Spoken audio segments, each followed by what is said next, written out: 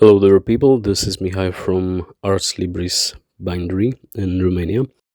Since our last video, in which I was tooling and gilding practice piece, I have had some questions, of course, about my gilding tools and about the leather and about the process, but also about the polishing tool I used in the video. And I know that everybody keeps asking, where do you buy your tools?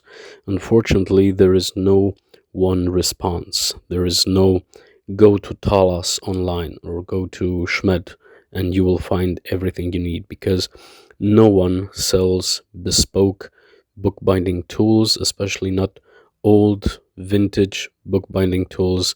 And if they sell everything you need and bespoke vintage bookbinding tools, they're not going to be restored. They're not going to be ready made. So if you buy one, you will have to restore it. Now, the vast majority of polishing irons I have are two that are made for me, especially when I had no access to eBay or any other platform. And of course, a lot of bookbinding tools that I bought off eBay or off the German website Kleinanzeigen. This is one such bookbinding tool that I bought from Germany, and this is the process I will use to bring it to its former shine and glory and to be used in the bookbinding finishing process. So this is one tool that I bought off a German website for all kinds of things, like a Craigslist maybe for Americans, or like an eBay, but only for German speakers. Kleinanzeigen, I believe it's pronounced. And first off, we are going to try and take it apart, because it's no use to try and clean it like this. Now, this is the wrong method of doing things. Taking a rusty hammer and trying to hammer out the tail. We're not going to do this because you can bend or scuff the fragile brass ferrule at the base of the tool. But instead, we are going to hammer away the head of the iron tool, because iron is much more resistant than the brass. This is the handle, and this is the rusted out polishing iron. Now, as you can see, this polishing tool is made properly by being slightly curved, and this is ideal for polishing irons. And being straight does not help. If you have the option of buying a straight polishing iron, that is not good. Now, we're going to take a vat and make the homemade Evaporust, and I placed a video of the recipe I used in the comment section. I'm using citric acid, which you can buy either in bulk at chemical firms or in hardware stores or in local kitchen supplies, because it's used in kitchen. In Romania, it's called lemon salts, so it's very common, and you can buy it readily. This is washing soda. Now, again, I just use normal tap water. I don't use distilled water, but you can find recipes that use distilled water. And the washing soda and the citric acid are going to have a very nice effervescent reaction.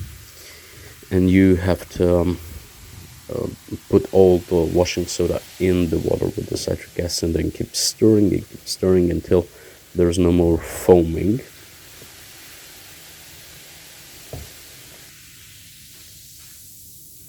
And it should subside. And as it subsides and you see that there's more, then you add a bit of washing liquid. Now, this can be dishwashing liquid, it could be hand soap, it could be anything. As long as it's soapy and it's liquid, you're good to go. I think this is going to protect the iron tool a bit and keep it from pitting, but I'm no chemical expert, so I have no idea. This is just the recipe I used, and it worked extremely well.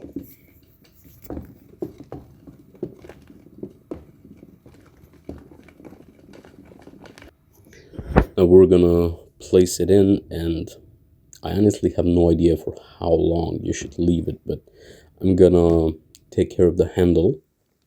And this is my small, very cheap, very horrible polishing machine, and I'm just gonna polish the handle, starting with the ferrule, which we're gonna make brand new, and then start off with the body of the tool and sand off the grime and the lacquer and the varnish with whatever you may have that we can actually paint over this. So we have to strip away the existing layer and begin with a new one.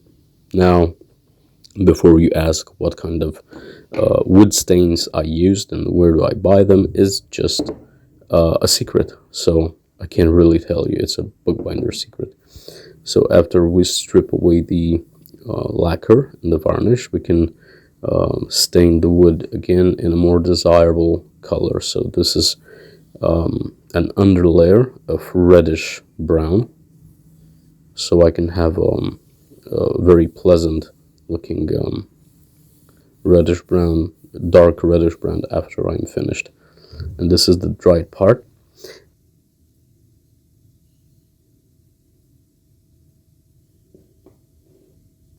And this is crap.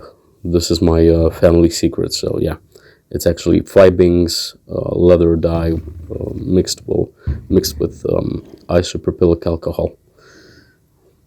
Well, you find out my secret. So there it is.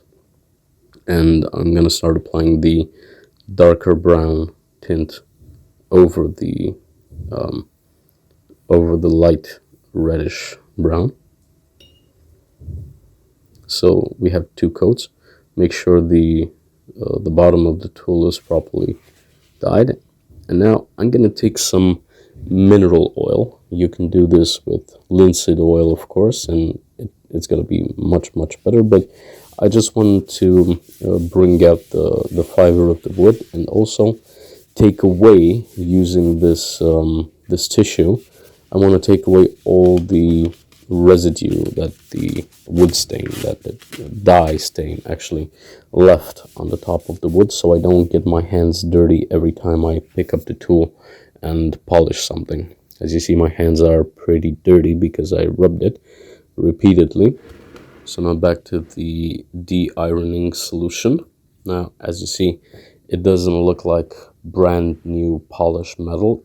It is just de-rusted. So if I take the head and start rubbing the shaft, you're gonna see that most of the black oxide and the rust is gone, and we're left with a sort of dull gray, which is actually the clean iron. So we're gonna take this to the polishing wheel as well, and this is just Scotch-Brite polishing wheel. It's simple. It's so elementary. Everybody can afford it. The polishing wheel itself was like $30, and it's not top quality, but you can do your thing with it. And we're gonna start off with the shaft and clean every part of the every facet of the four sides of the shaft, because we don't want any rust forming inside the handle. And then start off with the sides and the face of the tool, and of course insist at the joint, so we have absolutely no remaining iron oxide that can form rust after this.